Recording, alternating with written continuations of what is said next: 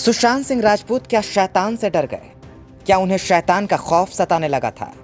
ये तमाम सवाल तब उठने लगे जब उनके घर काम करने वाले नीरज ने एक इंटरव्यू में बताया कि जब से सुशांत, रिया और उनके भाई शोवी के साथ यूरोप के टूर से लौटे थे, तब से उनकी तबीयत बिगड़ने लगी थी। तो बाकी सब कुछ ठीक था, ऐसा कुछ नहीं था कि फिर अचानक सर की तबीयत खराब हुई यूरोप जाने के बाद। तबीयत खराब हुई तो छिचोरे का प्रमोशन ख़त्म करके तब वो गए थे। उसके बाद वहाँ से आने के बाद तो उनकी तबीयत डाउन हो गई। अब हर किसी के मन में एक ही सवाल है, आखिर यूरोप में ऐसा क्या हुआ कि सुशांत पहले जैसे नहीं रहे? सूत्रों के मुताबिक रिया ने पूछताछ के दौरान अधिकारियों को बताया है कि वो इटली के फ्लोरेंस में 600 साल पुराने ऐतिहासिक होटल में ठहरे थे। इस होटल के कमरे विशाल थे और कमरे की दीवारों पर पुरानी पेंटिंग लगी थी।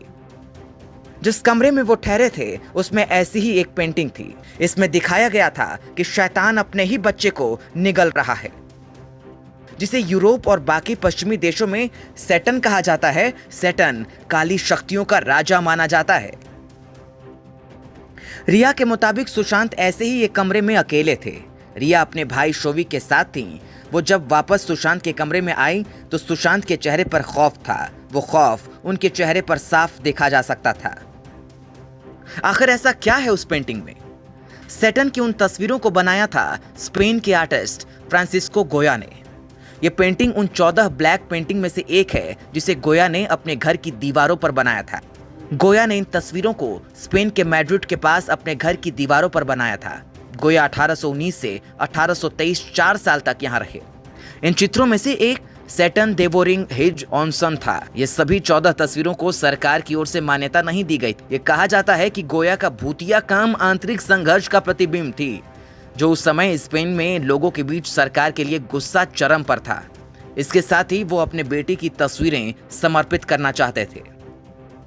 लेकिन सवाल है कि अब कहां है ये पेंटिंग? तो बता दें कि गोया की 14 ब्लैक पेंटिंग जनता के लिए नहीं थी, लेकिन बाद में इन तस्वीरों को लोगों के लिए खोल दिया गया।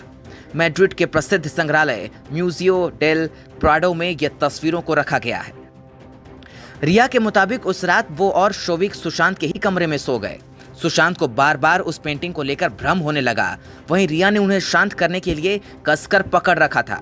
वो बार बार उसे समझाती रही कि ये सब कुछ भ्रम है और उसके सिवाय कुछ भी नहीं। इसके बाद रिया का कहना है कि वो ऑस्ट्रिया में नशे की लत छुड़ाने वाले एक सेंटर में गए, लेकिन सुशांत की तबीयत ठीक नहीं लग रही थी और वो वहां से भी निकल गए। उन्हें 2 नवंबर को लौटना था, लेकिन वो 4 दिन पहले ही भारत लौट आए। रिया के मुताबिक भारत लौटने के बाद सुशांत बेहद थका थका महसूस करते थे और कई घंटे तक चुपचाप बैठे रहते थे। धीरे धीरे सुशांत की हालत बिगड़ने लगी। रिया का कहना है कि वो अचानक चीखने चिल्लाने लगते थे तो कभी कभी रो पड़ते थे। सुशांत में आए इस बदलाव को उनके कुक अशोक ने भी महसूस किया था। रिया ने पुलिस को बताया है कि सुशांत को अपनी मानसिक हालत के लिए दवा लेनी पड़ी। वहीं मुंबई पुलिस अधिकारियों ने दावा किया है कि सुशांत बाइपोलर डिसऑर्डर से पीड़ित थे।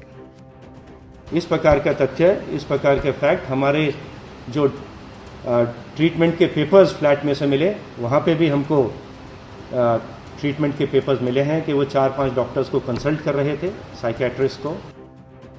रिया ने पुलिस को अपनी सफाई में कहा है कि वो लगातार सुशांत की देखभाल कर रही थी, लेकिन उसकी देखभाल करते करते वो भी डिप्रेशन में चली गई। रिया का कहना है कि 8 जून को सुशांत ने उससे कहा कि वो अपने घर लौट जाए। रिया का दावा है कि खुद अपने लिए भी उसने मनोचिकित्सक से अपॉइंटमेंट ली थी। 8 जून के बाद से वो अपने कमरे से बाहर नहीं निकली तब तक जब तक कि उसे 14 जून को सुशांत के मौत की खबर नहीं मिली। रिया का दावा है कि सुशांत ने 10 जून को शोविक को मैसेज भेजा था और पूछा था कि रिया कैसी हैं। ये रिया का पक्ष है, जबकि सुशांत का परिवार सवाल खड़ा करता है कि रिया के जिंदगी में आने पर ही सुशांत को डिप्रेशन क्यों हुआ।